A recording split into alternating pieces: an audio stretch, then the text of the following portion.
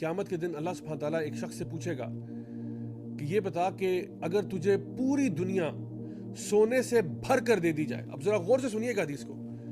کہا گیا کہ اگر تجھے پوری دنیا سونے سے بھر کر دے دی جائے, پوری دنیا سونے سے بھر کر دے دی جائے, اتنا مال دیا جائے, جیف بیسوس کو بھی تو پیچھے چھوڑ دے, ایلون مسک کو بھی تو پیچھے چھوڑ دے, بل گیٹس کو, مارک زکربرگ کو, ان ساروں کی کمبائنڈ ویلتھ سے بھی زیادہ تیرے پاس ویلتھ آ جائے, اللہ سبحانہ تعالیٰ ارشاد فرمائیں گے اگر پوری دنیا تجھے سونے سے بھر کر دے دی جائے تو کیا آج تو اپنے آپ کو جہنم سے نجات دلوا دے گا وہ پیسہ دے کر؟ کیا تو اپنے آپ کو رینسم کروا لے گا اس پیسے سے؟ تو وہ انسان کہے گا جی میں ضرور کروا دوں گا, اگر میرے پاس آج اتنا پیسہ ہو وہ سارا پیسہ میں دے دوں کہ بس میں جہنم سے بچ جاؤں. لیکن افسوس یہ کہ اب وہ مال اس کے پاس ہے نہیں. اللہ سبحانہ تعالیٰ اس کو کہیں گے کہ جب تو دنیا میں تھا نا تو تجھ سے بہت کم مانگا گیا تھا. جب تو دنیا میں تھا تجھے یہ نہیں کہا گیا تھا کہ تو پوری دنیا اللہ کو دے دے, تو پوری دنیا سونے سے بھر کے اللہ کے لیے وقف کر دے, یہ تجھے نہیں کہا گیا تھا. دنیا میں تجھے کیا کہا گیا تھا؟ اللہ تعالیٰ فرماتے ہیں وما امروا الا ليعبدوا الله مخلصین له الدین حنفاء ويقیموا الصلاة ويؤتوا الزکاة وذلك دین القیمہ. تجھے کیا کہا تھا ہم نے؟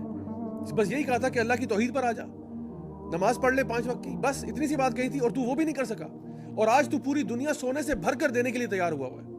لیکن افسوس آج وہ مال تیرے پاس ہے نہیں, آج وہ مال تیرے پاس نہیں ہے.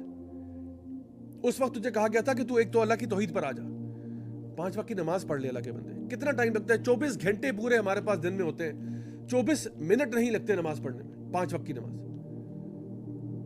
سال میں 1 مہینہ روزے رکھنے تھے, بس 1 مہینہ.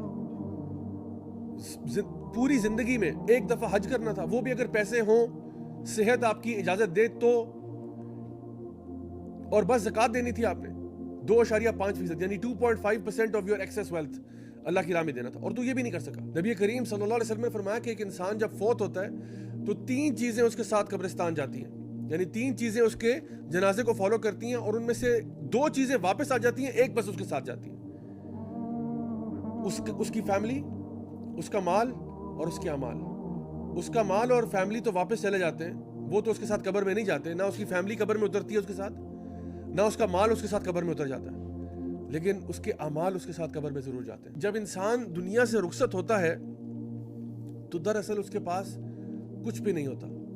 جس طرح سے وہ پیدا ہوا تھا, بغیر کپڑوں کے, بغیر کسی مال و متاع کے, بالکل اسی طرح سے وہ اٹھایا بھی جا رہا ہے. تو چاہے وہ جیف بیسوس ہو, یا وہ ایلون مسک ہو, یا وہ بل گیٹس ہو, یا وہ مارک زکربرگ ہو, یا دنیا کا کوئی شخص ہو, وہ اپنے ساتھ قبر میں کچھ بھی نہیں لے کے جا رہا.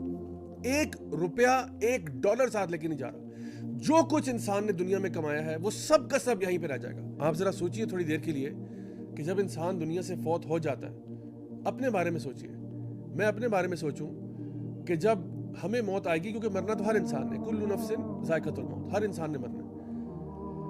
امیجن کریں جب میں قبر میں ہوں گا, جب آپ قبر میں ہوں گے, اور جب ہمارے فیملی ممبرز ہمیں دفنا دیں گے, ہمارے اوپر مٹی ڈال دیں گے اور ہم سے دور چلے جائیں گے, تو بس قبر میں پھر ہم ہی ہوں گے اور ہمارے اعمال ہوں گے, اور کچھ بھی نہیں ہوگا.